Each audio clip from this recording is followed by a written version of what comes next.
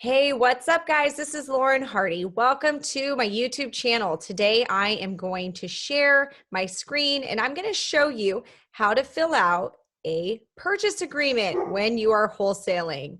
So let's get started. I've got the purchase agreement up and I like to have this in a Word document. And I like to keep highlighted, to remind me, where to fill it out. And as I go through this, I'm going to also kind of talk about some of the language in my purchase agreement as well, because I think it's helpful that you understand purchase agreements and the language. So the first thing is you want to put today's date. This is the day that you are drafting the agreement in this spot. So let's just say it's October 13th, 2021. And right here, you want to put the property address. So 123 Main Street. I'm just making up stuff. Orange, California, 92867. Okay. I am going to have to underline and unbold everything that I write right there, just so I'm a stickler for the way it looks. The seller, this is anybody who is on title. You want to make sure all the names on title is right here. So if it's, a trust, you need to put the trust name, and it might even be helpful to put the seller's names. You definitely want to put them as signers at the bottom. So let's just say John Smith and Jane Smith. Simple, right? Super easy. I don't know why you guys get so hung up about this stuff. The purchase price is just the purchase price of the home. That's all you have to put. You don't have to put the words cash or something, anything like that. That you do not need to put that. Just put the purchase price there. Now, one thing I'm going to talk about here is this language. It says, and or assigns exact vesting to be determined during escrow period. So this is just putting, on the contract that this is an assignable contract and that I can change my LLC name right here before the close of escrow. So during escrow, if we want to switch out our name or close with a different LLC, or say I assigned my contract or I wholesaled, this contract, I can change the name of the buyer. The next is I'm going to go through, these are additional terms, and my contract in particular was drafted by an attorney, and it was also, had a lot of my input of, 9 years of doing this business. I made sure that my contract doesn't have too much in it because I really want it to be one page. I want it to be a simple agreement that, a seller who doesn't have real estate experience could read. But, I want to make sure that the important things are covered for me. So the first thing is escrow to close within 35 days from an accepted purchase agreement. We found that that's a pretty acceptable amount of days for sellers, but it still gives us some time to, come up with funds and prepare for closing. Properties to be purchased in as-is condition. No repairs or warranties needed from the seller. However, this agreement is contingent upon a satisfactory inspection of the buyer. So it's very important in these types of sales when you are, working with sellers. They usually have homes that are fixer-uppers, and it's important that they see that, the as-is condition is right there at the front of your contract, because that's a big negotiation point for them. They're not looking to clean up homes or do any repairs. The next line is property is to be transferred with all its present fixtures and appliance attached or left in place. Now, this is funny.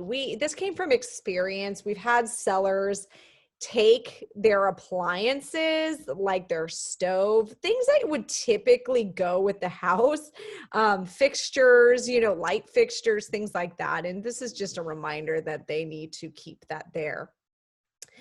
The next one is the seller understands and agrees to disclose to buyer all known material defects. Now, you guys can read the rest. But what this is telling the seller is that if they are aware of a material defect, by law, they actually have to tell you if they know. If they don't, you you could theoretically sue them for fraud. So this is a reminder to let me know, and especially if there's something like an easement, that's really important. That actually came up in a sale for me at one point. I almost closed on a sale not knowing that there was an easement, and the seller marketed the property as a double build lot when in fact it was not. Because of this easement, you could not build another home, and the seller tried to pull one over me really quickly. So I learned, let's put this stuff in the contract as a reminder that they need to disclose and be honest if they're aware. If they don't know, for example, they don't know, they don't know the property very well, they inherited it, that's fine. We're still going to inspect. It's just that if you do know, you need to disclose it. And the next one is, I offer to always pay the closing costs. The reason is because sellers, when negotiating, they really just want to know what's going to be on that check at the end of the sale. So they want it to be like, what's the purchase price minus whatever loan I, have or lien on the property, and that's it. Closing costs really, kind of messes them up. They don't know how much they are. It's usually spoken in percentages. So I prefer to just say, I will pay the closing costs, and you as the seller just need to worry about, any loans that you've got on the property. If you're a realtor, you need to disclose that you are one, and you need to put your real estate license. Most, I believe all territories probably require that. It's good just for good measure.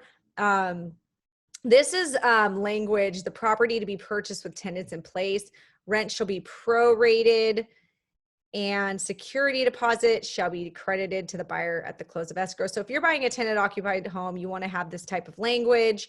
But if you are not, then it would say, the property is vacant. Okay, next, I put that the offer expires in 30 days. The reason is I don't want a seller holding on to my contract too long and then signing it like a year later, and maybe our offer price would be different at that time. It also kind of creates a sense of urgency. The next few lines are things you see in a lot of contracts. One is an attorney's fee provision. You should definitely have that in there. I also like to remind the seller, that this is a binding agreement, and, everything was arm's length, meaning that there was not, any kind of duress put on by us, or undue influence that got them to do this deal with us.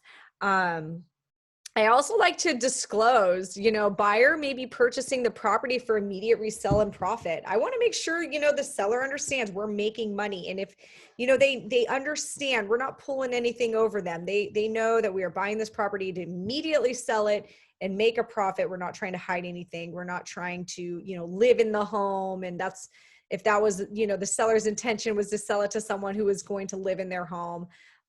That's not us. And we don't want to pretend that we're somebody we're not.